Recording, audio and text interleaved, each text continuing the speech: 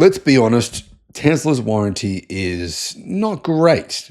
Most of its rivals, in fact, almost all of them, have better warranty conditions. Now, that said, there is one big advantage of Tesla's warranty, and that is that you don't have to service your car with Tesla. You don't have to service it at all, in fact, to maintain warranty. Almost every other brand says in the fine print, your warranty is null and void if you don't service it with us or with one of our approved technicians. So that does mean you're paying thousands of dollars for your warranty with most brands. So people don't really realize that. They think, oh, Tesla's warranty looks like it sucks. So I'll buy this other car because it has a better warranty. But often in those longer warranties, they do have a lot of exclusions as well. They actually don't mention the fact that, oh, that thing, we're only warranty that for a year and a half. We're only warranty that for 2 years. You've got to look at the fine print. So Tesla's warranty, it's clearly still not as good as its rivals.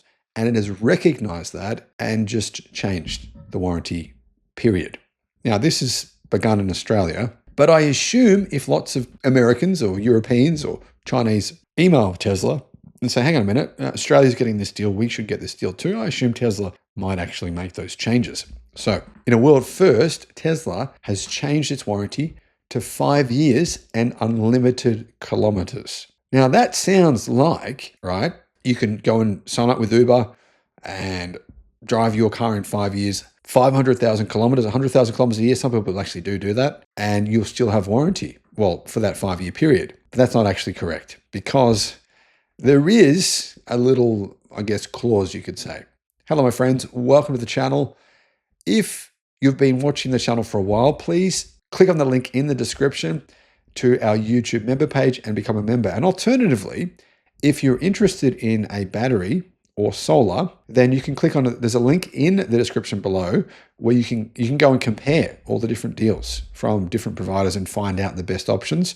And in fact, you can compare lots of things, not just solar and batteries. But those are the two main things that I think are worth looking at there. So check that out. In what the company describes as a global first, Teslas in Australia and New Zealand purchased this year, 2026, now get a 5-year unlimited kilometer warranty. So that means Tesla's warranty has changed from 4 years or 80,000 kilometers. So in the past, if you went to 80,000 kilometers, no more warranty, even if you did that in a year. So your warranty would only last for 1 year, which is terrible. Now, totally different. 5 years, it lasts for the full 5 years. You get unlimited kilometers, but not on the battery. The battery warranty is a little different. You get 180,000 kilometers on the battery, which is similar to what you guys get already in the United States and Europe and in other countries in China. 180,000 kilometers, but it's 192,000 kilometers on some models. I believe the more expensive models, it's 192,000 kilometers and 180,000 on the cheaper models. That's for Model 3 and Model Y. So that means that once you hit 180,000 or 192,000 kilometers, your warranty will expire for the battery, right?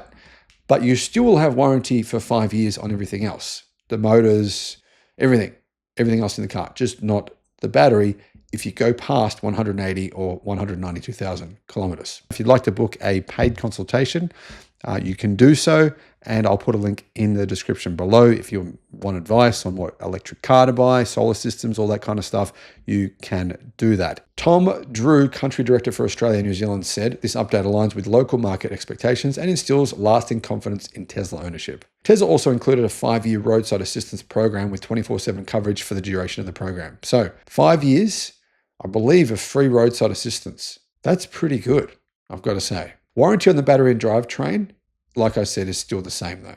Battery and drivetrain is still 8 years. So this warranty will not apply to any cars purchased last year in 2025. But if you picked up your car or you purchased it, either one, so you might have purchased the car in 2025 and then picked it up in 2026. If you pick it up in 2026, you do get the longer warranty. As of January 2026, this warranty covers the Model 3 and the Model Y because we don't get the Cybertruck or the Model S or the Model X in Australia or New Zealand. So it's just Model 3 and Model Y. Now, I should point out that Tesla sales in Australia, they are down by about 10,000 in 2025. Still really good sales numbers, considering the competition, very good sales numbers, but they are down. So obviously Tesla is trying to encourage people to buy maybe buy a new Model 3. The one that has the longest range EV, the Model 3 rear-wheel drive long range, which has 750 kilometers of WLTP range, which is in the real world not that far off being achievable from what I've been reading and hearing. Now, Model Y Performance, that deliveries began in December for that car. Now, that's made in Germany, which is kind of interesting. You can't buy the Model Y Performance in China yet. It doesn't exist at all yet. Now, I should also point out one of the big advantages of buying a Tesla is Tesla's supercharger network. That, I've got a Zeekr 7X all-wheel drive, has approximately 450 kilowatt charging. I've got an Xpeng G6 as well, which has about 300 kilowatt charging. Those cars charge relatively slowly on Tesla's supercharger network because they're both 800 volt platforms.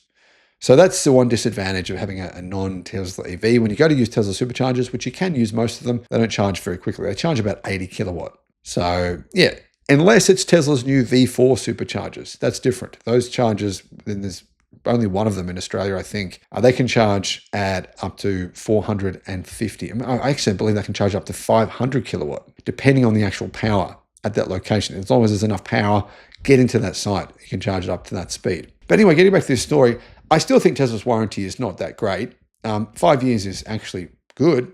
This would be good 10 years ago, but there are many rivals now with 7 or 8 year warranties. So yeah, it's definitely an improvement, but it's not awesome in comparison to their rivals, particularly Chinese rivals. That said, like I said before, you've got to be careful, because if you don't service your car with your brand and you don't service it at the service intervals that are required, meaning every year or every whatever number of kilometers, then your warranty won't actually be valid. So it's worth keeping that in mind. And with my cars, I keep that in mind. I don't have a Tesla. So I think to myself, I've hit 1 year now, I better go to get it serviced. Guys, let me know what your thoughts are. Thanks for watching. Bye-bye. Guys, if you want to install solar panels, a home battery, or a home charger, the best way to do this for your situation is to go to the links in the description below, and they'll take you to a page where you can compare everyone. So depending on it doesn't matter where you live. A lot of people email me all the time saying, well, what solar system should I get? Who should I go with? What battery should I get? What electric charger should I get? Well, click in the links in the description and you can actually compare all the different choices and find the best deal for you. I'll put that link in the description below. Additionally, there is a battery savings calculator link and also a federal battery rebate calculator. I personally have found that I'm not paying for electricity at all, and that's including charging my 2 electric cars and also running my home power, my home sauna. Nothing, not paying anything at all. And I think a lot of people are getting misled. They think that getting a battery is not worth it. Actually, I think it is worth it.